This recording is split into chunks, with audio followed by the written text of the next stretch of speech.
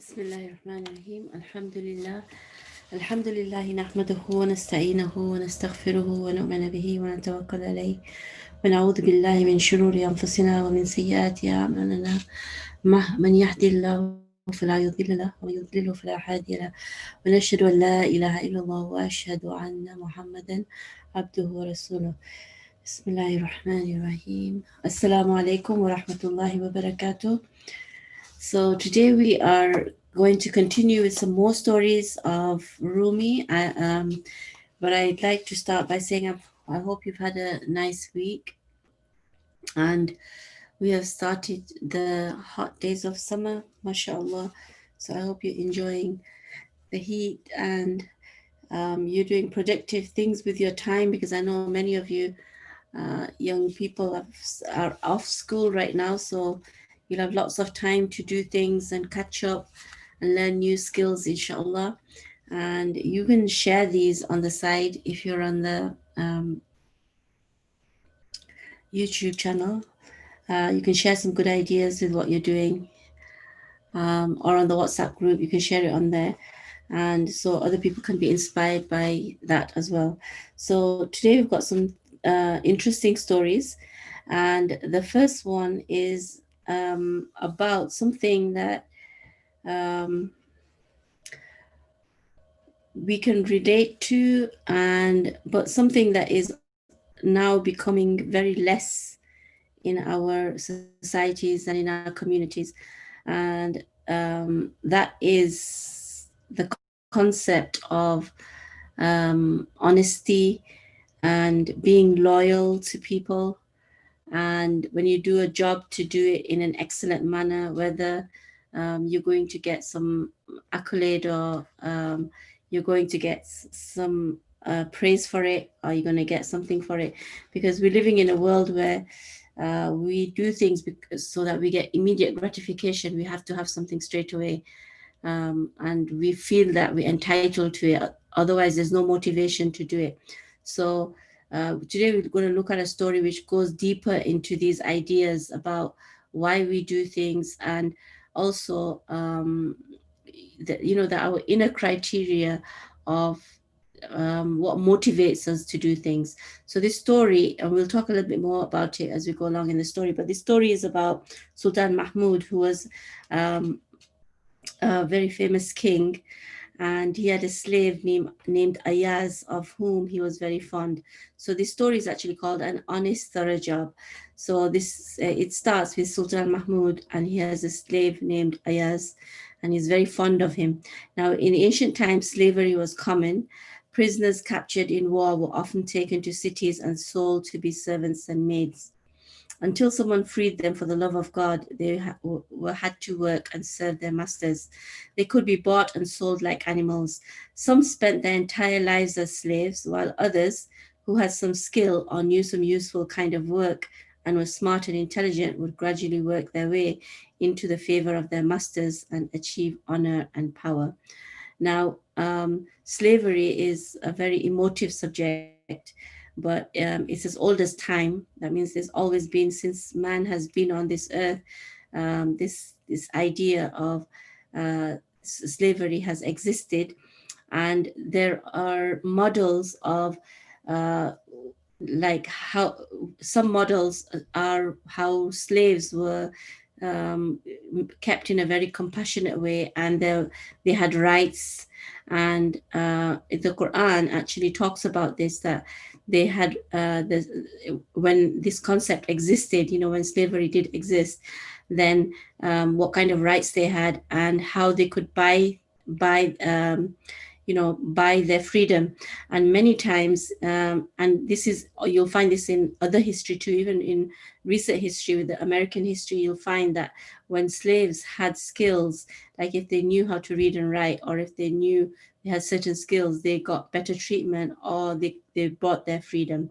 So this is another idea that as humans, we need to learn, and we need to learn on lots of different levels. We should have knowledge, not just book knowledge, but we to teach practical skills.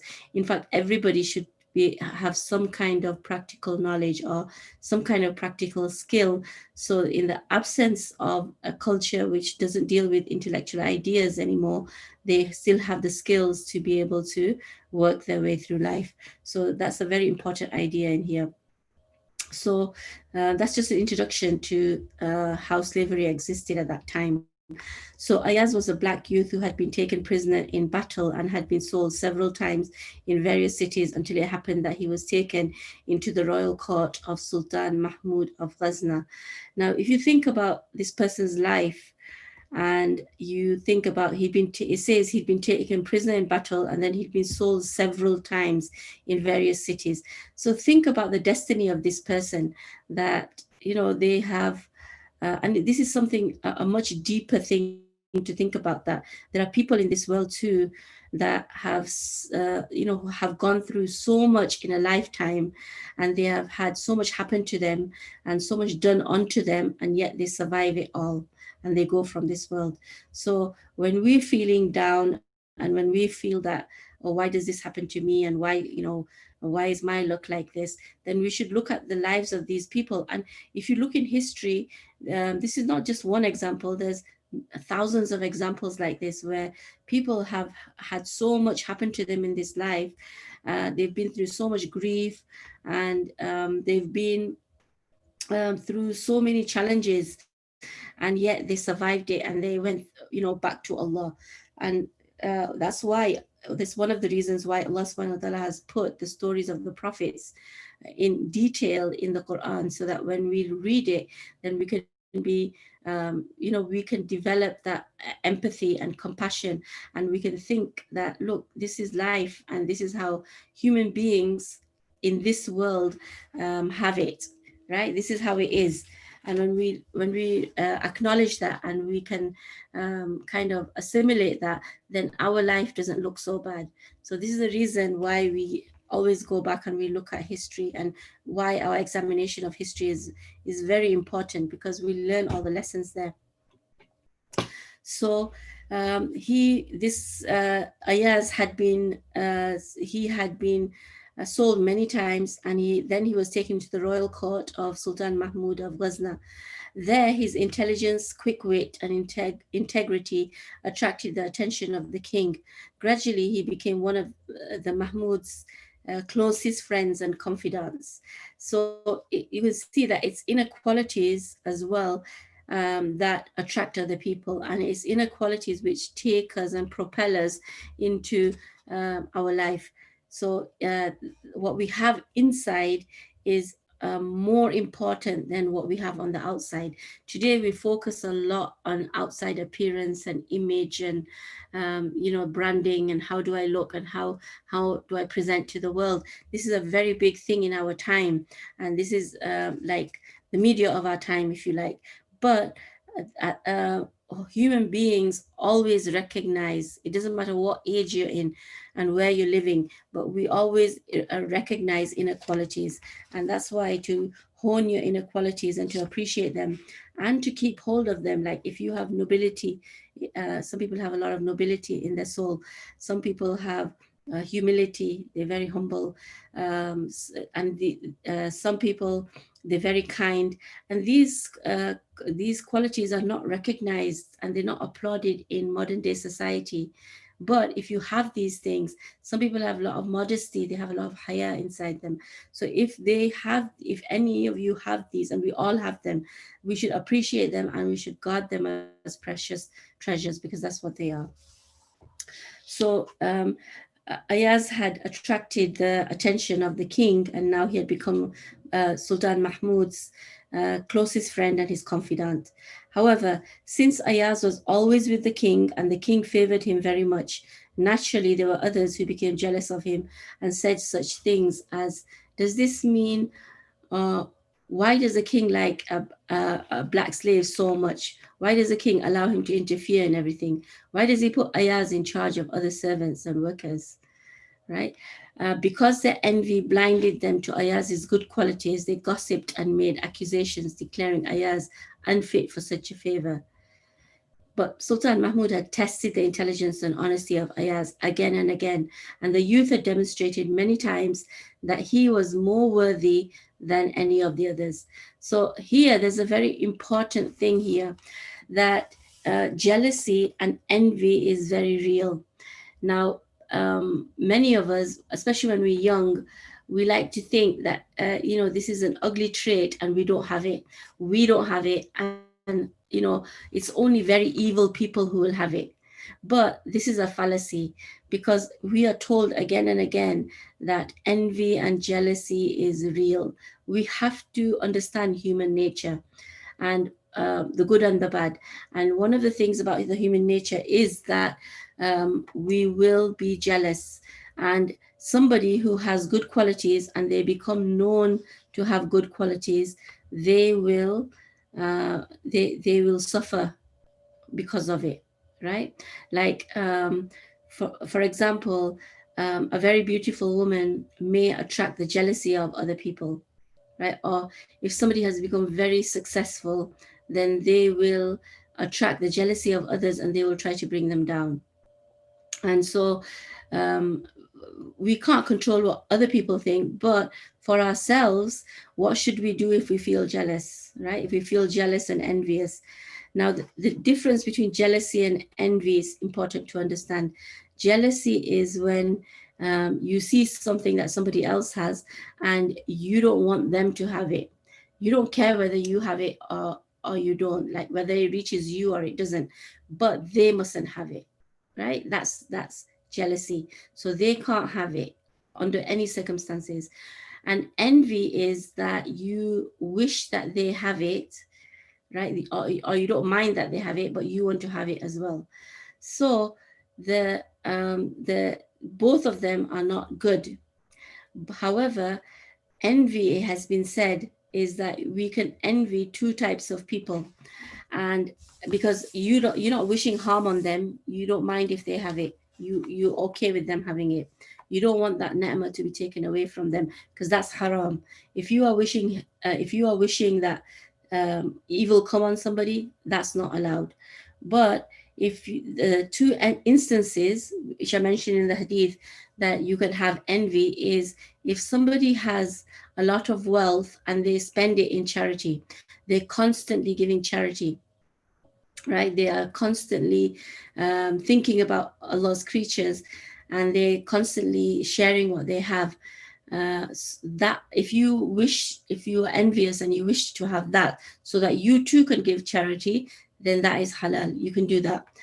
The second one is if somebody has knowledge of Allah, knowledge of the Quran, and they teach it to other people, so you wish that you had that knowledge too, and so you could teach others as well. So in that instance, envy is also allowed. So these two instances, envy is allowed. And you can see both of these instances are not really about this world. They are instances of the hereafter. And so there's a big distinction here. So let's talk about if you do feel jealous, and from time to time we will, without even wanting to, right? Because the shaitan is always going to try and manipulate your feelings. And if he knows that, okay, how do I bring this person down? How do I make her feel bad? Remember, the shaitan is always trying to make us feel bad. And we don't realize this. We think shaitan is just whispering and, is kind of innocently just whispering away, and then we fall into the traps. No, shaitan's job is to make you feel bad, is to make you feel sad, is to make you feel depressed, is to make you feel low. This is all coming from the shaitan. So when a jealousy strikes, and then first of all, you have to recognize the feeling. And it's okay to acknowledge it. It's okay to say that I am feeling jealous and this is human, right? Because it's human to feel jealous. So you can say, um, I'm feeling jealous and I'm feeling, and it's okay, it's human, but it's from the shaitan. So I'm going to say, A'udhu billahi minash shaitani rajim, because I don't want to have these feelings. And the second thing is, a quick way to do this, because we're going to do it in a quick way. Then you say, I'm very happy for what this other person has, and I wish them all the best best in it. And you might be thinking, no, I'm feeling jealous. I don't want to make dua for that person. I don't want to wish them good because I'm already feeling all these intense feelings. But once you recognize those intense feelings are from the shaitan, then you don't have to have them. Remember that you can control your feelings. So you can say, I don't want to feel that because this is from the shaitan. These are not my genuine feelings. So you say, A'udhu billahi minash shaitani rajim. And then you say, I'm happy for this person. And I hope that Allah protects the ni'mah that they have and Allah increases it for them. So once you make that dua, you've already thrown your mind and your heart over into being good to that person. So that is a way to get overcome feelings of jealousy. And like I said before, that feelings of jealousy can crop up at any time. They might be more in certain types of people, certain people with certain personalities, and less in other people. But nevertheless, they can strike at any time. But you have to know how to deal with them. And the first thing about emotional intelligence is recognizing the feeling. If you're feeling jealousy, say to yourself, Astaghfirullah, I'm feeling jealous. And once you acknowledge it, you know what you're dealing with. Then, or if you're feeling hatred for somebody, then say, Astaghfirullah, I'm feeling hatred. And as soon as you say that, you can start dealing with it. But if you don't even acknowledge your feeling, then you've not even started. So the first point, your first point of call is to acknowledge the feeling. Astaghfirullah is hatred. Astaghfirullah, I'm feeling envy. Astaghfirullah, I'm feeling jealousy, whatever it is. And then also you have to remember this jealousy topic is very big, but you also have to remember that Allah gave them what He gave them, right? And your feeling jealous is a way of saying that that person doesn't deserve it. Yeah, your mind is saying that that person doesn't deserve this thing. So who are we to say that that person doesn't deserve it? Right? And if you're thinking in that moment that I wish I had it and that person didn't have it, then there's another sin there because you're saying that you are better than that person, so you should have had that thing. A'udhu billah. So you can see that these mind games and these tricks, they're all there, but once you start to know them and you know how to, just the way they're manipulating you, you can have control over them, then you can start controlling these things. So it's important, this emotional intelligence, it's important to talk about these things, to discuss them, to acknowledge these feelings, and then to know how to deal with them. Anyway, back to the story. So because their envy blinded them to Ayaz's good qualities, they gossiped and made accusations declaring Ayaz unfit for such favor. So this is also common. You have to recognize this, that this is also common, that if you have a good quality and people are jealous of you, they will gossip about you. They'll gossip about you, and some may even make accusations about you.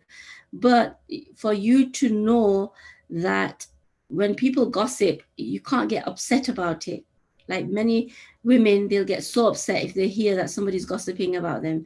So you have to, you can't control what other people think, and you can't control what other people say. And most of the time, what they're thinking and saying is a reflection of themselves, not you, right? It's because, when people are insecure, they will feel the need to gossip about another person. When people feel insecure, they'll feel the need to make accusations because it's an insecurity inside them. This is deep psychology.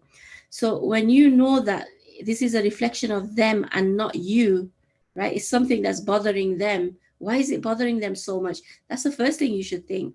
It's happening to you, but why is it bothering them so much? And why do they feel the need to gossip everywhere?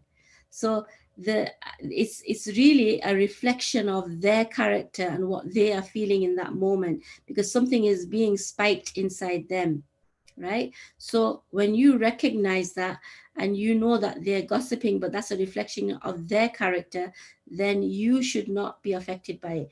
Let the world gossip and let them accuse, because really you have, number one, you have no control over it.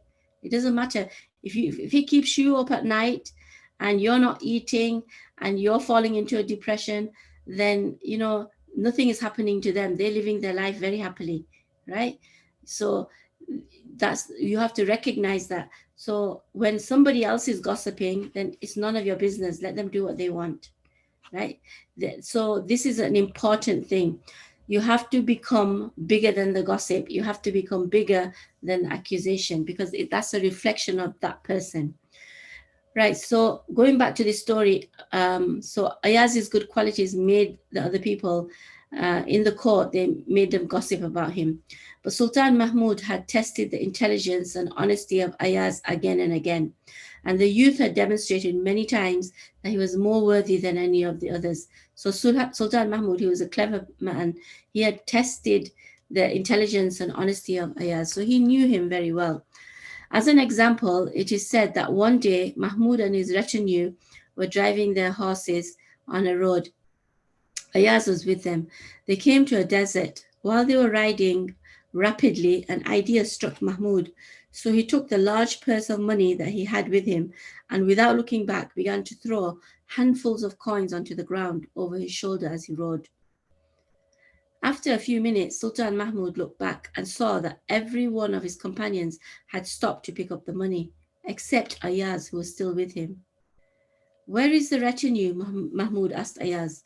"They're coming behind us," Ayaz answered. "I think they are busy picking up the money." "Why didn't you stop with them?" demanded Mahmud. "Why did you stay with me?" "They saw gold and forgot service," said Ayaz. "But my duty is my service to you, and I'm at your service." "What?" cried Mahmud. "When you see that my lawful property is strewn on the ground and will be lost, shouldn't you have been concerned about that?" "Of course I was," said Ayaz. "If your purse had had a hole in it and you didn't know that the coins were falling out of it, I would have called your attention to it. But when I saw you throwing the money deliberately onto the ground, I thought that there must be some reason for what the king is doing." "What? Is it possible to have a reason for throwing money away in the desert?" Ayaz shrugged. "Anyway, I know that since my king is an intelligent man, why isn't it possible? For instance, when an enemy is following someone, the greed for the money will slow the enemy down and increase the distance between them. But if no enemy were following, at least," said Ayaz, "the faithfulness of friends may be made known." After several such incidents and tests, Ayaz became more and more a favorite of the king. And so it happened that one day the Sultan decided to go on a hunt. Sultan Mahmud summoned 20 of his princes and courtiers and said, "Prepare yourselves, for tomorrow we shall go on a hunt." The next day, as the royal party left the city, the princes and commanders noticed that Ayaz was traveling close behind the king. They didn't like that. They grumbled amongst themselves, saying, "The king takes out worthless servants everywhere with him, even on a hunt. But every one of us is wiser and smarter than Ayaz. We are princes and commanders and serve the king better than he does. We are stronger than he is in battle. What good is such a slave on a hunt anyway?" Finally, they chose one of their number to present their complaints about Ayaz to the king. The representative was to tell the king that the favor he was showing Ayaz was an insult to the commanders. Even if Ayaz was better for service in the palace, he was to say others were quicker and more suitable than he in the desert. So the designated representative spurred his horse forward and received permission to approach the king so that he might deliver the message of the commanders. "The commanders say, Your Majesty," he said, "if we knew that there was a justification for the favor of Your Majesty to Ayaz, perhaps others would not be upset. But this favor and honor has no good basis, and it weakens the motivation and loyalty we should all have in Your Majesty's service. We are the ones who do battle. We are the ones who hunt. We are the ones who undertake important works and complete them. We protect Your Majesty from every harm. And then we see this Ayaz lauding himself over us, and that without just cause." Sultan Mahmud said, "All right, if this is the situation, let's make a test. Then it will become clear. If I am making a mistake, I should know it. If I am right, then let there be no more complaints. Let the cause of my favor be demonstrated. Then Mahmud ordered a halt. He pointed out a tree in a field on the right to Ayaz. Listen, Ayaz, do you see that tree? Go quickly to the foot of that tree and stand facing it until I summon you with the sound of clashing swords and spears. Then put your sword under the tree and come back to me. As you command, said Ayaz, leaving the king and the commanders. He spurred his horse to the tree. He dismounted from his horse and waited under the tree. Sultan Mahmud gathered the princes and the commanders around himself. Today, he said, with your help, we will solve the problem. If I've made a mistake in my judgment, we can correct it. The king has but to command us, the men replied. Listen well. In my eyes, you are all valuable and honorable. You're all equal. In order to make this discussion easier, you must choose one man from among yourselves, one whom you all trust and whose judgment and truthfulness you believe in, so that we can finish this affair speedily. The king has but to command. So they talked it over and selected the same man who had delivered their message to the king. He was older than the others, and all had confidence in his integrity and goodwill. The king said to him, now that you are the representative of 20 nobles, come, let us have a space of about 50 paces between us and the rest of the group, and we may begin. So the rest of the men moved away 50 paces and waited. Then Sultan Mahmud whispered to the representative, look, there is a caravan moving along that road in the distance. I'd like to know where it is coming from. Go there quickly and bring me the information. So the man rushed to the caravan and asked the leader of the caravan. Then he rode back faster than he could be thought possible and reported to the king. May your majesty live long in good health. The caravan is coming from Khorasan. Didn't you learn where it was going? No, your majesty, I didn't ask. Very good, stay with me. Then the king summoned another of the commanders and said, do you see that caravan? Go and find out where it is going. That man went to the caravan as fast as he could and asked where it was going. Then he rushed back to the king and said, it is going from Khorasan to Medina in Hijaz. Didn't you ask out how many persons were in the caravan? Asked the king. No, your majesty, I didn't ask. Very good, said the king. Stay here. The king called the third man and said, do you see that caravan? I want to know how many persons are in it. Go as quickly as you can and bring me the information. So the third commander went and returned. Good health to your majesty, he said as he saluted. There are 180 persons in the caravan. They are coming from Khorasan and traveling to Hijaz. Didn't you learn whether they are travelers or merchants? The man shook his head. I didn't ask. Very good, said the king. Stay here.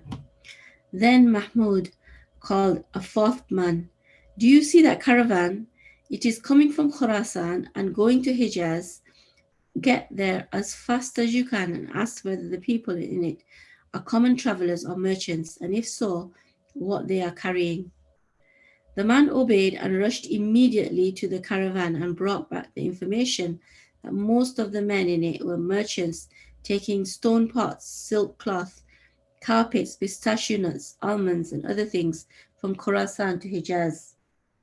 Didn't you learn what day they set out from Khorasan and how many days it took to get this far? No, your majesty, I didn't ask. Very good, said the king. Stay here at my side. And so the king summoned the rest of the princes and commanders one by one and sent each one with a question, and each one returned with answer to it, adding to the general information. Then Sultan Mahmud said to them, now let's get to the point. The man you selected first is here, as are the rest of you. You have seen what was done. Now strike your swords and spears together, so that the noise may bring Ayaz. They did as the king commanded. Ayaz, still waiting under the tree and not having heard or seen any of what had passed between the king and his commanders, heard the signal and hung his sword on the tree. He rode back to the group. In their presence, Mahmud said to Ayaz, Ayaz, do you see that caravan moving along the road in the distance? I want to know where it came from and where it is going. Hurry up and bring the information so that we can move on.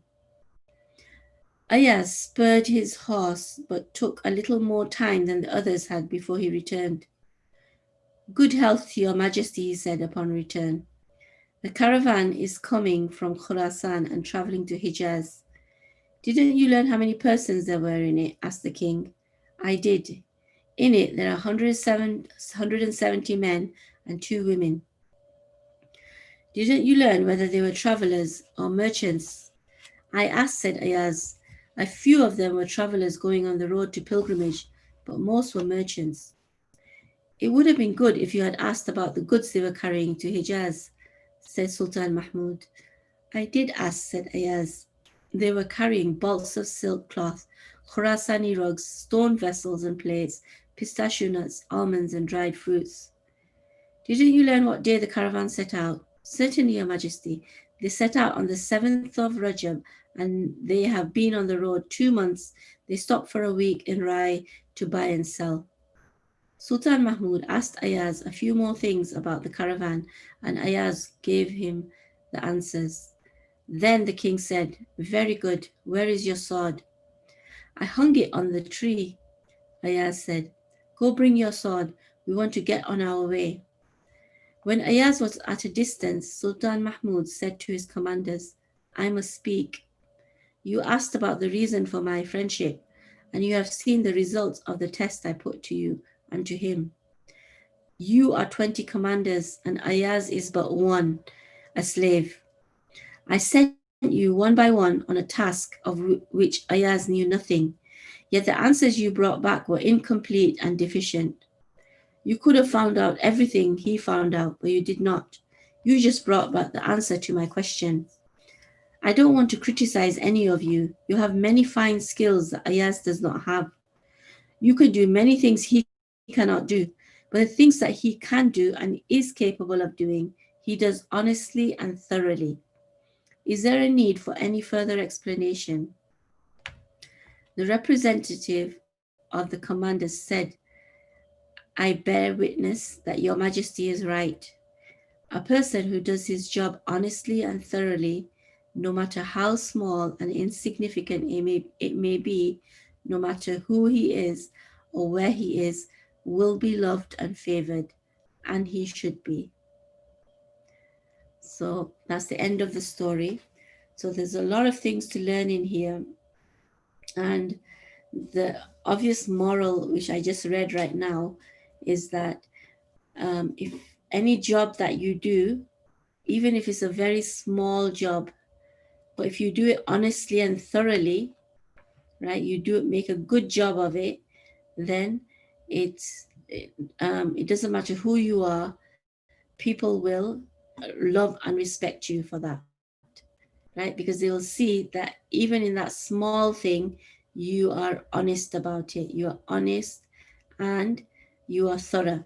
Now, this idea, it has many dimensions, but one of the dimensions is this, that, and we can start with this, is that even if a job is very small, you still take pride in doing it well, right? And that skill, like for example, making your bed in the morning, yeah. And this is, you might think that, what's the big deal about making the bed in the morning?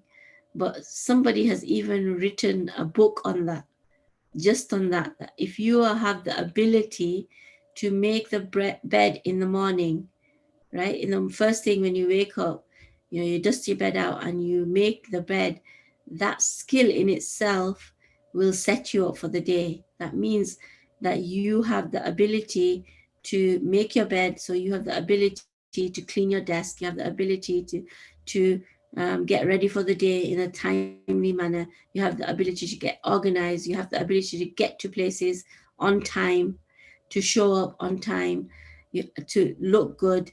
And that's just from doing a very simple thing like making the bed in the morning, right? So the idea is that whatever we have to do, we do it very well. And our routines, our daily routines, that's are important for that reason. That if you want to be successful, and if you read all the self-help books, this is what they explain, that if you want to be successful, then you have to start with small things and you have to do them consistently well. So when you learn something, to do something consistently well, even if it's a small thing, then you will be able to, that skill will transfer into another skill. That's why you'll see the in certain countries, certain cultures. I'll give you one example. The Japanese, they have what they call the tea ceremony. Now, the tea ceremony is a very simple exercise of pouring tea into a teacup, first making the tea, setting the tray, then sitting down from the tree for the tea, and then pouring it into the cup and being able to drink that tea. Now, this whole exercise takes maybe like half an hour, but that the idea behind it is, if you can do that well, right? And this is something that we're lacking in modern culture, that we tend to rush through everything. We don't have time to do things mindfully. We don't have the patience to be in the moment doing something.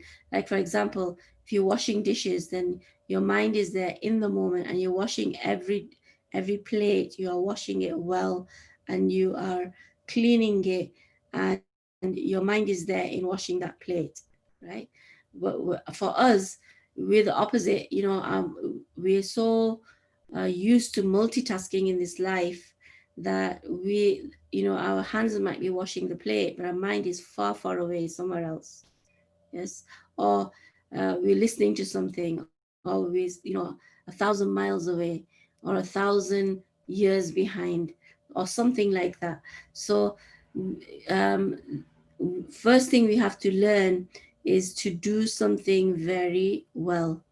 And this is a skill that we can teach young children as well, and we ourselves, we have to discipline ourselves to be able to do something well. So that if you have, like, for example, a nighttime routine, then you are very thorough about that nighttime routine, and you go through it, and you go through it mindfully. That means your mind is there when you're wiping everything down, when you're cleaning up, or whatever it is that you're doing.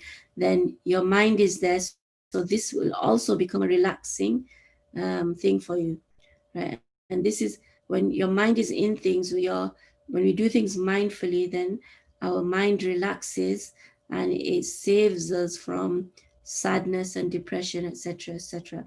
And the other thing that we talked about at the beginning of the story is about the shaitan, how the shaitan manipulates people. So the shaitan will always try to manipulate you, and create drama in your life through yourself, maybe. Like when you go into these bouts of jealousy or hatred, this is drama. This is drama in your life. Or it might be, the drama might be created through somebody else, right? When other people gossip about you, or they try to um, project certain things onto you, or they accuse you of certain things, right? Or they turn other people away from you. Then this is all drama. That's all drama that somebody else has created, and this is all from the shaitan. So if you recognize that it's from the shaitan, right, you recognize it and you protect yourself from it, then you are on a good road.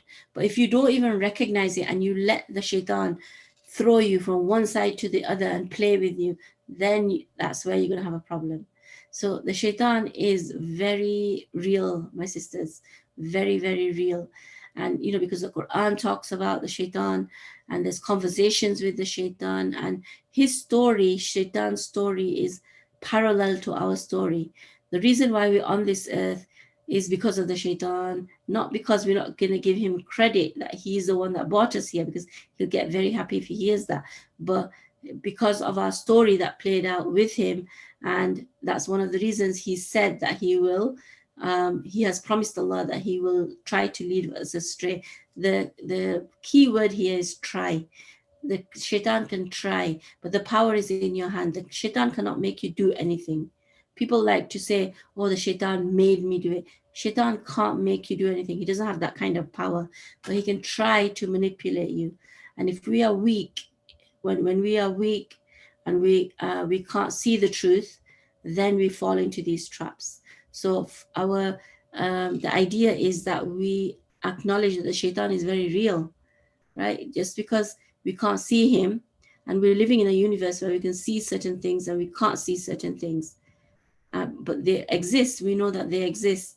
But and shaitan is one of them, and he's a very powerful force. He can be, if you allow him to be. The shaitan can be very powerful if you allow the shaitan to be powerful, but you cannot give your power to shaitan. So take your power back. The idea is that you take your power back and you do not give shaitan your power. You hold your power and you do what is right. You do not give your power to shaitan. You don't even share your power with the shaitan. And there are things that you can do to protect yourself from the shaitan. One is, first of all, acknowledging that the shaitan is real and he exists.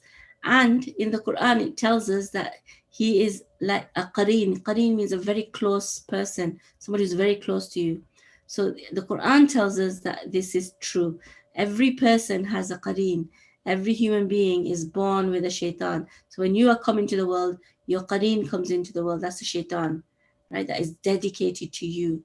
So this shaitan, he grows up with you, and this shaitan observes you. So many times this shaitan knows you better than you, right? Which is ironic, isn't it? Because you think, no, this is my life and my body and my this and my that. But no, shaitan is if you live unconsciously, then the shaitan will know you better than you. He'll know you better than you. Why? Because the shaitan spends all the time observing you and knows all the buttons to press.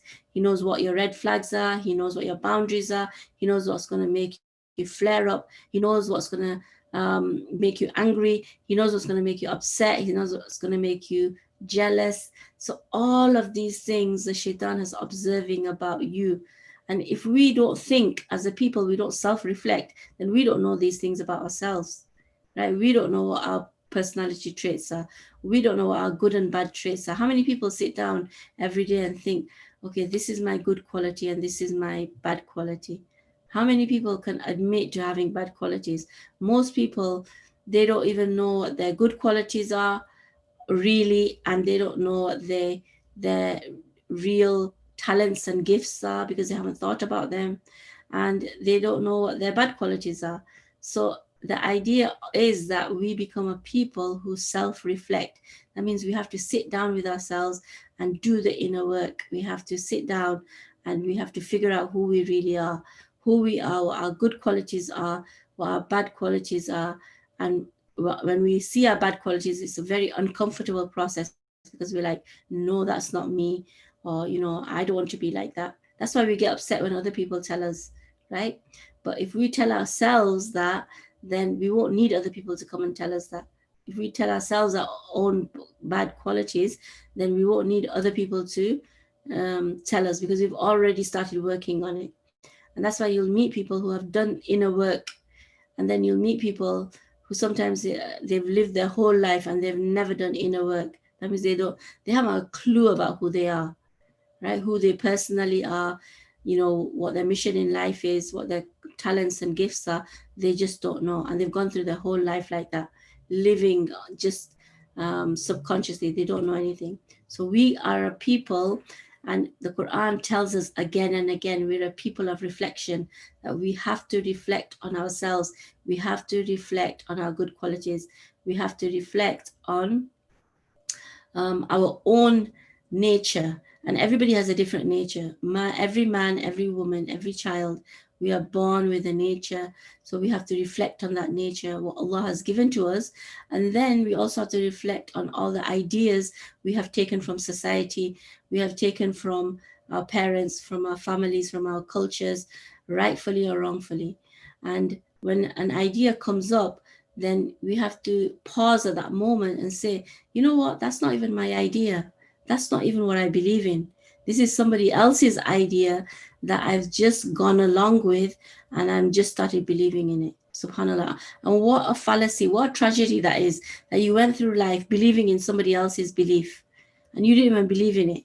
So to do the self work, to do your own work, go inside yourself and work on yourself. This is a very important trait for human beings. And the younger you are and you can do it, the better it is. And a very simple way of doing it, the very, very simple way is before you go to sleep at night, think about your day, reflect on what's happened in the day, and reflect upon your responses to that, whatever happened. Think, was I happy when I was doing this? If you weren't happy, why wasn't I happy when I was doing this? What was going on inside me when I was doing this? Why did I react to this situation like this? Yes, and our reactions come from our subconscious. So we don't even control our reactions because subconsciously there's a tape playing inside us which makes us respond to the way that we do. Even the way we walk, by the way you carry yourself in this world, and the way you talk, and the way you socialize with other people, it comes from your subconscious and all the tapes that are embedded in that subconscious. So when you want to do inner work, and you don't have to go to a psychologist, because really it would take you 5 years, yeah, of very focused therapy, going two, 3 times a week and spending thousands of dollars to answer one question. And just to unpack it, not even answer it, just to unpack it. So this is what modern psychology is. So, but you can do this work yourself. You can ask Allah to help you. You make dua to Allah and you ask Allah and you say to Allah, Allah, please help me to recognize, to know myself, and please show me my good and bad qualities. And what my good qualities are, please protect them, right, and preserve them, and let me have gratitude in them and increase them for me, and let me use them in the correct way. And my bad qualities, change them into good qualities, right? Because Allah can do that. Allah is the person who can do that. So if you can do this inner work and you are worried about it, you're concerned about it, yeah, and you can do this work, then you will become a better person. And unfortunately, we're living in an age where um, we are very concerned about superficial things. We're very concerned about images. And, there's a big debate right now going on. If you've been on the forums about these hijabis who are social influencers and they're taking off the hijabs. And they for years, they have, many of them, the most famous ones, 10, 12 years they've been wearing the hijab, and that's what they were promoting them as. So they have like 1 million followers, some of them. 1 million followers, that's a lot. And many of them are girls who wear hijab and who wore their hijab because of them. But now these influencers, they turn around and they say that, oh, we don't want to wear the hijab anymore because, our ideas have changed. So the ideas haven't changed. It's the shaitan. The shaitan is getting to them. And the shaitan is very deliberately, by making them take it off, all the girls who are watching them and who are following them, they're going to be inclined to do that, right? All those girls, 1 million girls, if they are young women, something in their heart, even if they don't take their hijab off, a small doubt can come into their heart. That why would this girl who's so famous, who has so much money, and who is living such a grand life, and she's an influencer and she's become so famous, then why would she take a hijab off? There must be something wrong. Na'udhu billah. And this is a shaitan, this is a big plot of the shaitan. To make them do this, it's a big plot of the shaitan. So if we are people who are watching these things, and it's very easy to watch this because so many times, if you watch on your YouTube, see, this is the thing about this technology, is getting to know us better than we know ourselves. You do one search, and then next time you go on, it's going to throw up all the things that you were searching for last time, or related things. And that's how we get lost in this technology. And so you might think, oh, look at this girl, she's such a good Muslim, let me see what her story is. And suddenly she's talking about, oh, I took my hijab off after 15 years of wearing it because I feel like, I need to be myself, and I need to do me, and you need to do you. What is all this? We don't need to do me and you. We have to do what Allah says, right? We have to do what Allah says. We don't have to do me. Yeah, it's not about what I want to do in this world. We are servants of Allah. Yeah, we can't live with this idea of we can do whatever we like, because that's not what we're here for. What we can do, what we like, is in another world. In Jannah, we'll be able to do what we like. So, to talk about these ideas, to discuss these ideas amongst yourselves, amongst your girlfriends, amongst your cousins, and to talk about them is very, very important, to discuss these things. Because I'll tell you why. When I was reading a short uh, a pamphlet somebody had put together. He's a professor in a country, and he was saying that he was talking about the Muslim community in that country. And I'm not going to say which country it is, but he was talking about the Muslim community, and he said that so many of the Muslims in that country have in that community have started taking drugs. And the wealthy people, some of them, and the high-end drugs are delivered to their homes. There's mothers who neglect their small children, like 2 years old, because they're high on these drugs. There's all kinds of other vices going on, right? All kinds of other stuff that's going on that I'm not going to talk about here. But you can imagine what's happening in the bigger outer society is happening in the Muslim society. And so this professor, he he wrote a paper about it, and he said that a few years ago I went to the ulama, the scholars, and I told them that this is what's happening in this community. I'm really worried about it, and it's kind of getting out of hand. So he said some of them said to him, oh brother, don't worry, this is something that's happening, don't worry, you just make dua about it, right? Just pray for it. And there's nothing's going to happen if you if you expose it, or if you talk about it. So just make dua. Everybody knows that it's happening, just make dua about it. So he said at that time, I didn't do anything, but now I see that this professor is saying that I see that it's increasing, is going to the next generation. And this degeneration is going everywhere, it's spreading even in good people. So he went to a group of scholars, an organization, and he told them about it. And those scholars, they said to him, you know why this happens? You know why these vices spread? The vices spread when we don't do Amr bil Ma'ruf and Nahi anil Munkar.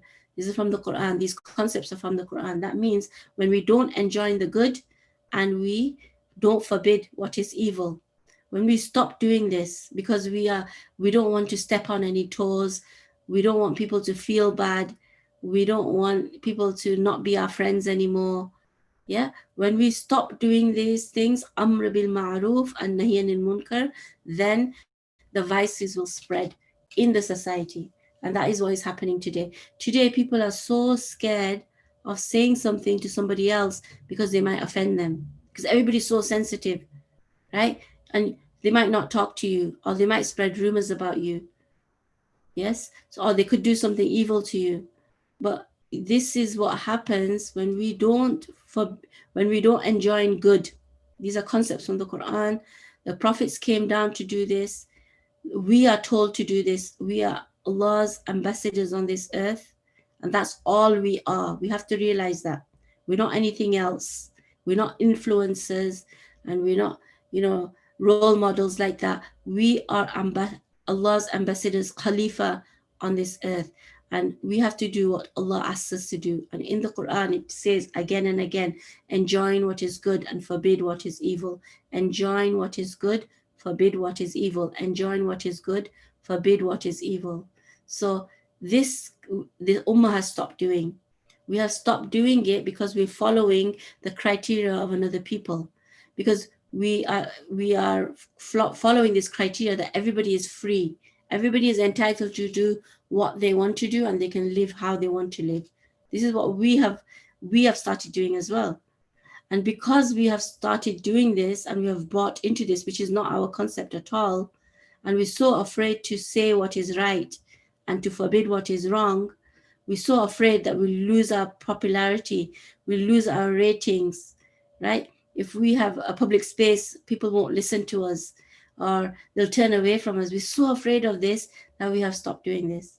And so what the ulama, the scholars in that organization said to the professor, the story I just related to you, they said that once we stop doing this, then the vice spreads. If we don't talk about it and we try to put it under the carpet, right? The professor was advised in the first instance, or just make dua about it.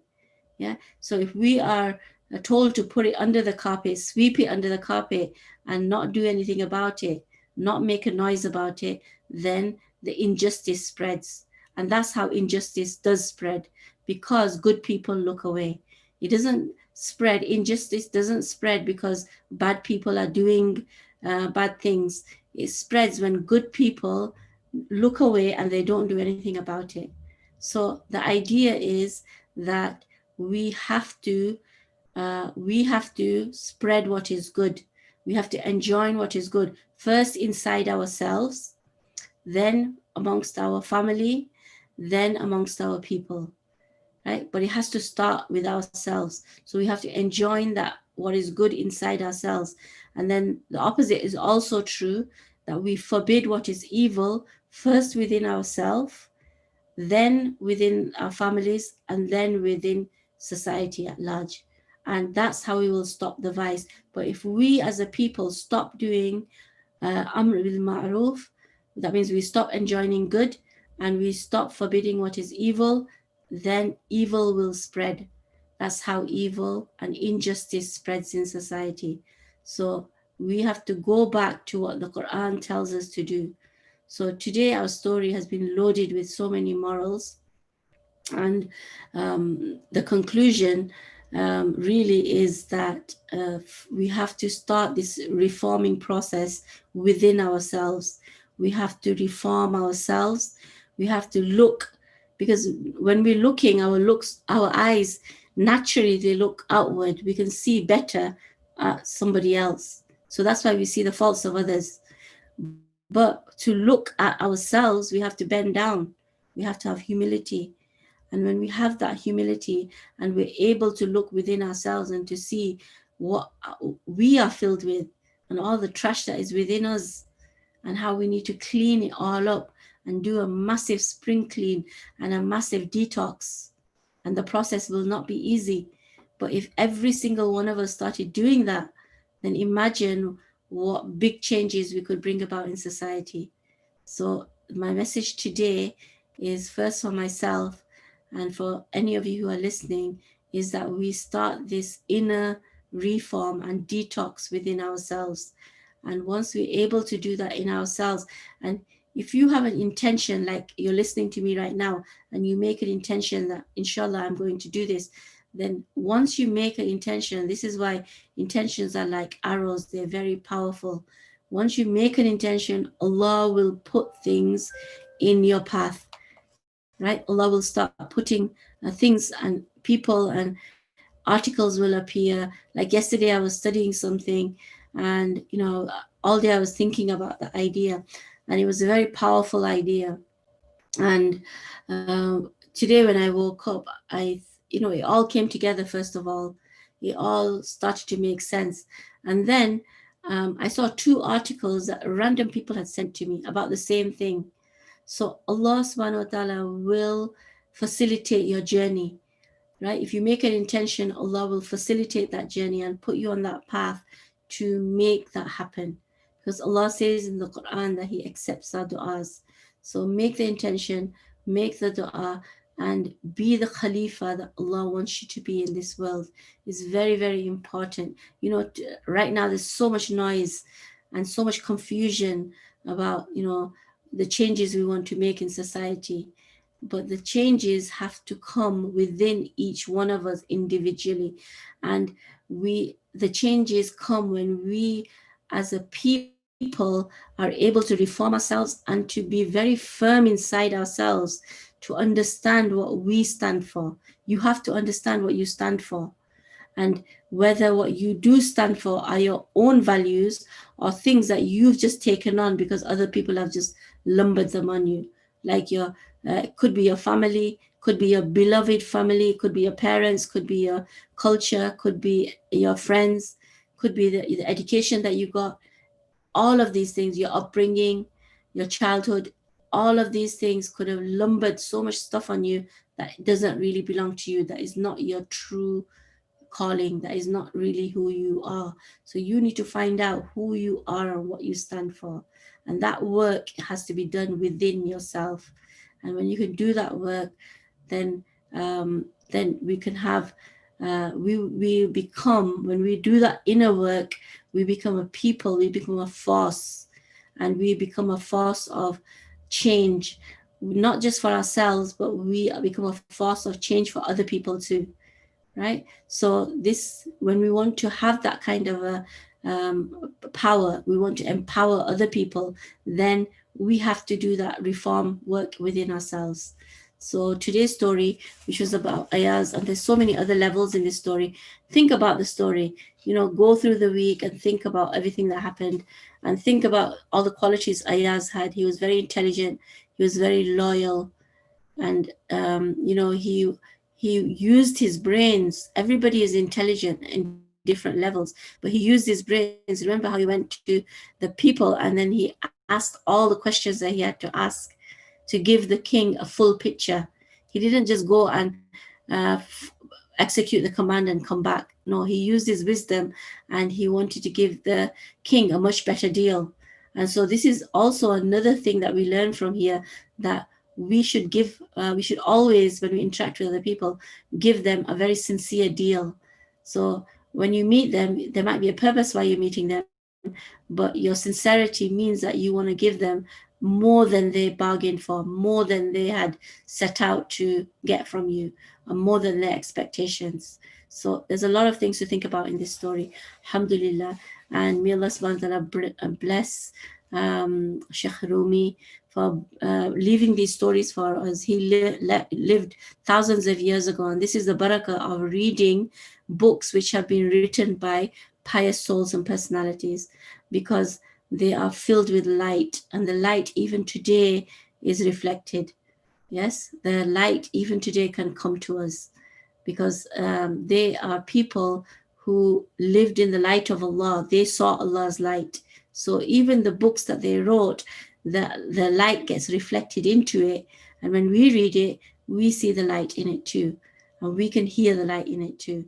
Subhanallah. So there is much more in this world than just the material world that we're living in. We're living in, we're made to believe that everything that we have is here and now, and we can see it and interact with it and see it with our senses. No, there's much, much more, right? And this is Allah's world. Allah's world has more and more. This is why we need to join ourselves with the Quran. We need to join ourselves with the right things, and we need to live a life which is very good and proactive, and we will be happy and successful in this world and in the hereafter. Allah subhanahu wa ta'ala give us true knowledge and give us the light of knowledge. Allah subhanahu wa ta'ala give us beautiful wisdom that has come down to us through our elders, through our shuyukh, and may we be able to implement that wisdom into our lives. And today, what we talked about, may we have reform, uh, our own characters and our own inner selves and do our inner work so that we are empowered ourselves first, and then we can empower the people around us. We can empower our families, our children, our wider society, and we can become a people who help and who serve humanity like Allah intended us to be, to the Khalifa on this earth. Ameen. Ya Rabbil Alameen. I hope you all have a very nice week, and I hope you think about all the concepts that we've talked about today. Inshallah. Assalamu alaikum wa rahmatullahi wa barakatuh.